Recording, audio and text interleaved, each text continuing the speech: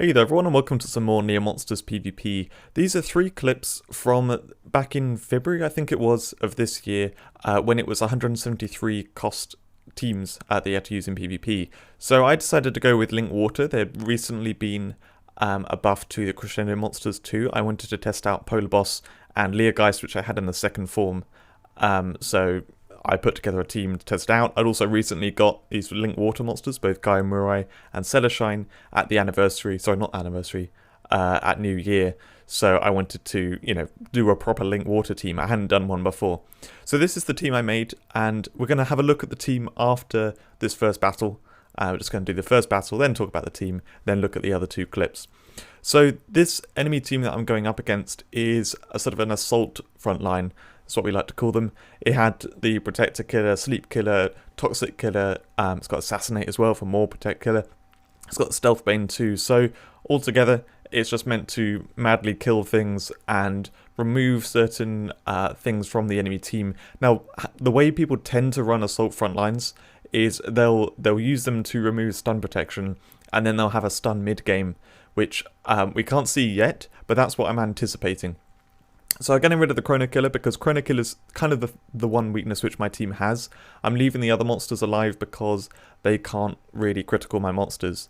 And as long as they can't critical them, then they can't do that much. That's the one downside of Assault Frontlines, and I really try to carefully build around that when I build my own ones, which we may see in some future videos. I've got a couple of Assault teams that I'm using one right now, which is what I'm thinking about. But anyway, so at this point, I want to take down the Flocculosaurus. However, I actually really need my Angel line to be in the battle. The next monster he has is Avioronyx, which people often use that right before a shocking entrance monster. So I want to him to kill one of my monsters so that Angel line comes in before that shocking entrance comes in. Now the annoying thing is Flocculosaurus can retreat itself, so I'm just hoping that he's going to instead attack me with it.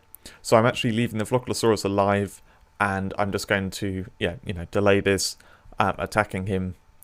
I'm going to attack the Flocculosaurus. I'm going to make it look like I'm panicking and, oh, I need to kill that because that's the thing to kill. And I hope that he doesn't use tactical retreat here. However, of course, he knows his team. He knows he's got shocking entrance next, so he retreats into it. And in fact, it's Glorionyx, which can repeatedly do shocking entrance. So, yeah, he definitely wanted to get rid of my stun protection and not bring in that Angel line. But at this point, he really kind of needs kills on his monsters. So he really wants to kill something, as he does, getting that Glaceron, and then also kill the Angel line before looping Glorionyx. Weirdly, for some reason, at this point, he doesn't do swap for Moji. I don't know why. I definitely would have done the swap for Moji and then killed the Angel line and then, chain the shocking entrance together. But for some reason he doesn't. He just time strikes Tartar Grenade. In hindsight, maybe there was... Well, sorry, in hindsight it seems like a really bad choice, and he probably agreed, but maybe there was something he was thinking that was sensible at that point. Anyway, he kills my Angel line and puts Polar Boss to hold ground, which means the Robinator can get a kill on it very nicely. I have the choice here to use Link Slowbanal, and I decide to go for it. I haven't got stun protection, but I figure he probably doesn't have any more. He has a give turn next, so it looks like a sort of support control end.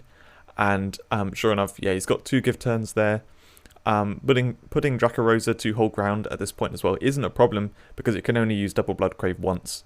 So, oh yeah, also, I didn't have stun protection at that point, but I knew that one of my monsters was going to die to the poison, the Polar Boss, so it would bring in Leowraith and at least have a stun converter there. So I used Tartar Cannon to take down the Atrasis. That's the one thing that's going to be a problem at this point. Those 2 give turns won't be, even giving turn to Flocculosaurus isn't going to do much because it's mainly got dual Slayerbane there.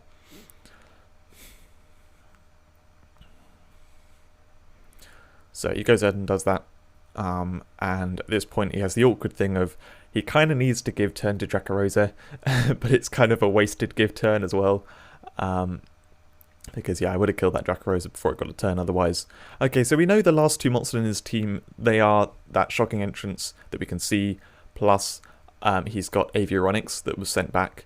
So I'm not going to survive at all. I'm going to play this safe here and try and sleep control, both the sleeps hit. So that's great. I can now basically pass time and really control things. Dracorosa can defang that shocking entrance that will come in next. So I know I've got that as a potential way to kill things, as long as Dracorosa has a turn quite close to when it comes in. So I just pass a bit of time here. I use line up Dull Freeze so it can use times up on Cerazel and Shine Dragon. And then, you know, we're going to have to take the hit from the shocking entrance, but he'll have two of his monsters sleeping, and Avionics can't really do anything. So, yeah, let's just take them out now.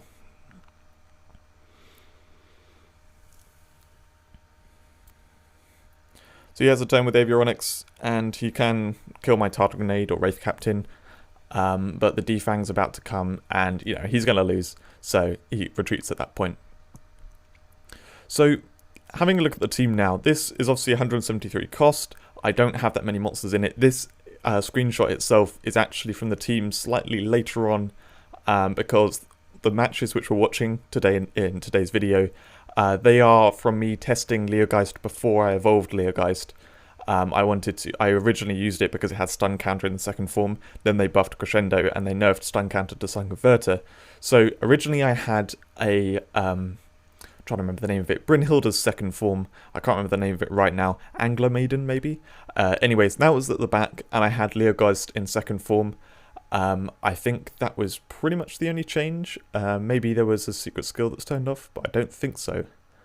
Oh, that's right, sorry, I've swapped things slightly, so Dull Freeze is in the front and Tardigrade is further back rather than Tardigrade in the front line. I wanted a little bit more aggression in the front line or something, I'm not sure exactly. This is what I ended up going with, but the team which we're watching today in today's clips is slightly different, just a couple of monsters swapped around.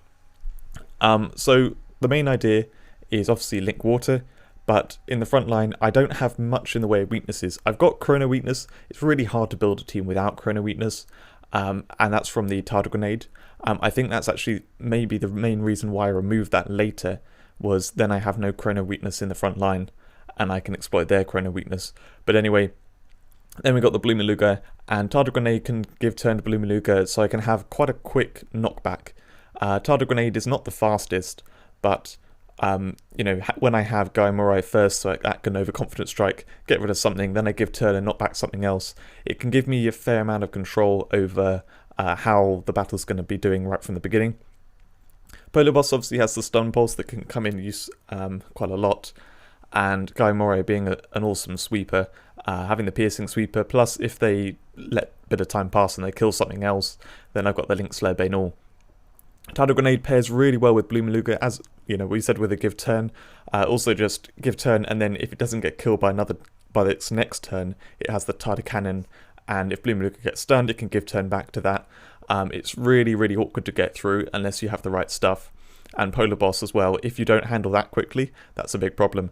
So it's a very strong kind of start that if it gets countered, it doesn't do well. But if you have kind of normal generic stuff that people play, it tends to have a really hard time getting through it, getting through my Link Water team.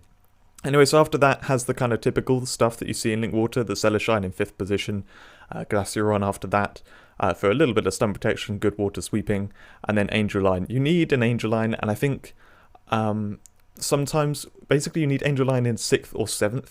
If you see anyone with a Link Water team, they almost always have Angel Line in 6th or 7th position, because in Link Water, you don't have too much in the way of stun protection for some of these great sweepers. Water has some great sweepers, but then it's mainly stun absorbers that they have, and Blue Maluga is a brilliant stun absorber, but for top level stuff, you kind of need a stun counter in there. An Angel Line is the general go-to, so it tends to be that you have sort of aggressive water start and then Angel Line in like 6th or 7th position. Anyway, after that, I have Wraith Captain. Very strong monster that's just excellent to play as long as people aren't doing poison or you know, stuff that kind of counters it. Wraith Captain can really win games. And then I have Leogeist because another stun counter. Really good to have that with Wraith Captain, because if Wraith Captain's cloning, you know, it can open you up to stun. And I was obviously testing out Leogeist too. And then at the end, I've got a couple of very solid endgame monsters. Anglo Maiden was there, which is was just good fun. It's surprising how good Anglo Maiden is, actually. I often think about Brynhilde as just using Ragnarok, but yeah, it's actually really good. So anyway, let's get on with the second match. The second match, I went against an auto-protect spam team. These are very prevalent in the meta, and it's really annoying. So this guy has Leogeist actually protecting his Blue Maluka from getting stunned, which is a little bit annoying. Often people play Houdinoid a few monsters back, so if Blue Maluka does get stunned, they can bring it back into play that way. This guy just has Leogeist there. And then he's got Dasikian to shield all the protectors, because that's what they do, that's the general tactic. So normally, against these kind of teams, I would be doing short stun to just keep the Blue Maluka out of play, and give me a longer time to deal with it. But in this case, I can't do that. I probably should have stepped back with Celestine and just brought in my Glaceron, but I think I wasn't sure what I was planning to do at this point. Because I see there's another protector in line, and I'm like, yeah, I need to deal with this Leogeist, and it can get tricky here. So, yeah, I can't really line up the Link Fast Strike either, because I did the skip. So at this point, I do step back, and just have to see what he does. He kills the Glaceron, of course, because that's the kind of main aggression, strong monster there. You can tell I'm probably quite new to playing with Celestine as well. I recently got it, so I was trying to work out how best to play with it in this kind of instance. So I can try a knockback around a protector, and I go for it. I managed to hit that Dasikian. It was either Dasikian or Blue Maluka. Maybe someone else would have an opinion and know better in that instance. I tend to struggle to decide which one of the two is best to knock back. This guy looked like he had a serious number of protectors, so I just decided to go with the Dasikian. And I have got some stun. Well, actually, no, I'm thinking Glaceron as my stun thing. I have got the stun boss in Polar Boss. So if I'm not being clear here, I'm thinking if I take down Leogeist at some point, then I can start stunning Blue Maluka. Now, I disconnected at this point. I had terrible internet around this time, and I just kept this bit in because I wanted to say, if this does happen and you go to this screen, the best idea is to wait a few seconds before you hit yes. If you click yes too quickly, sometimes it hasn't actually, sort of synced with the server again, reconnected with it, and it won't go back into the game properly. So wait a few seconds on that screen before clicking yes. That's something which is slowly becoming commonly known in the community, but if you don't know it yet, it's very good to know. So again, I skip with Celestine, and I try to kill off that Sherloid. It gets blocked by Steel Croc. I got lucky going around the protector earlier, but I'm not getting lucky with it now. So again, I get redirected to the other protector. Doesn't matter too much at this point though. And I figure it's probably best to just get rid of the Steel Croc at this point. Luckily this will just about kill it. You can see my internet really struggling here.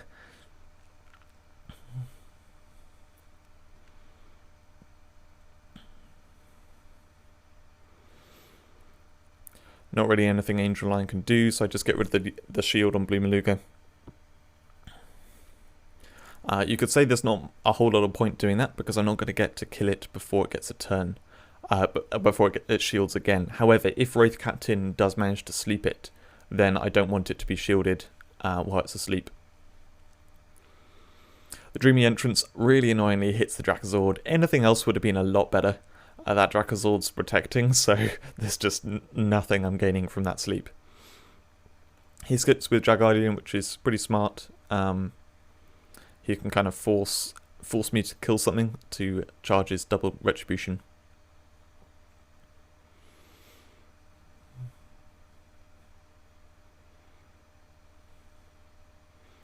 I have to go for Blood Fury rather than Link Fast Strike in that instance, because I don't have Link right now. And he needs to kill my Wraith Captain before it clones. He goes for Crescendo Blast here. A bit of a strange choice. It might be because he's just not used to the damage on Crescendo right yet, because it's just been buffed. But Crescendo Strike definitely would have killed Wraith Captain there. And now he can kind of be a bit aggressive on me. So things are really not looking good for me right now. I haven't got much left in my team. That Blue Maluga's charged Leogeist is out of play, to be fair. But yeah, he can really sort of sweep back here. Now he goes for slightly odd choices sweeping there. I personally would have been a little bit more aggressive sweeping. Because he didn't actually kill anything with his Jaguardian. And he put his Jaguardian out of play. Which gives me a bit of an opportunity to come back.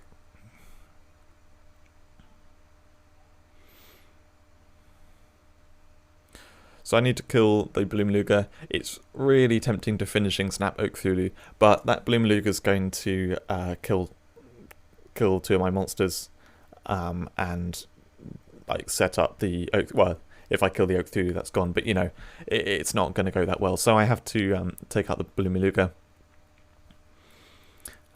And now we get to show off the Crescendo Blast damage that had just been buffed up. Take down Jaguardian, and really weirdly, his choices here at the end, having Atrasis and Neburonix, I don't know why, it seems to be a really popular endgame, but his auto-protect spam into kind of top-notch stun immune stuff worked really nicely, and then what let him down here was he had the not stun immune stuff at the back. So my Nova Drake managed to stun him, and I managed to win that battle.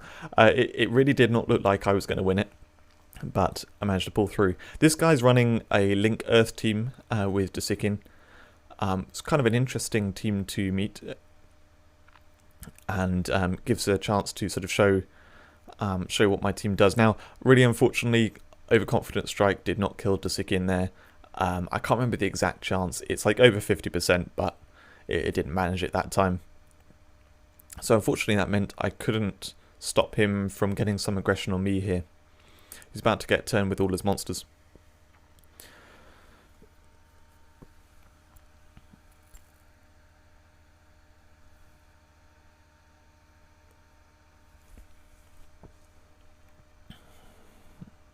He does the Swift Catapult on Garamurai, which is a sensible choice. I did the short stun there because Terragar has pretty good defense. Actually, I always think of it as rounded. I don't think it is rounded. I think it's got reasonably low defense, so actually maybe I could have just done the fast strike. But I wasn't entirely sure, so I did the stun first. Tiamat, when it gets a turn, all it can do is kill Celestine, so I wasn't too afraid of that. Now, I disconnected again. I'm not entirely sure what he did with his Gyramid, whether he summoned more rocks or something. But he definitely did Poison Eater on my Celestine. So I don't know what the situation is with Gyramid. So I just decide to knock it back at this point. Because I can't kill it otherwise before it gets another turn. I attack the Tiamat. I am just about to kill it with Glaceon, but the reason why is I'm seeing him with 2 stun absorbers at this point. And this is so abusable with your Glaceon.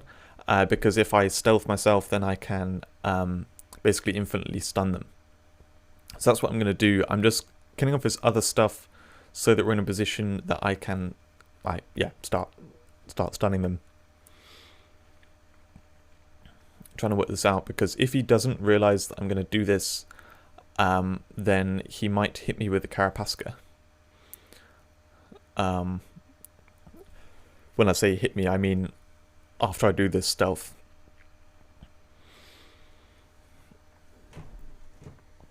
So it may stop me from doing it, but I have a feeling he's not going to notice. But yeah, he's got a nice Link Earth team here, with a lot of strong monsters. The Tridracan, the shiny Tridracan, is very, very powerful. Yeah, so he decides to pull that back to get another beetle. He's sort of desperate to get that beetle in, and that just means I can now stun him infinitely.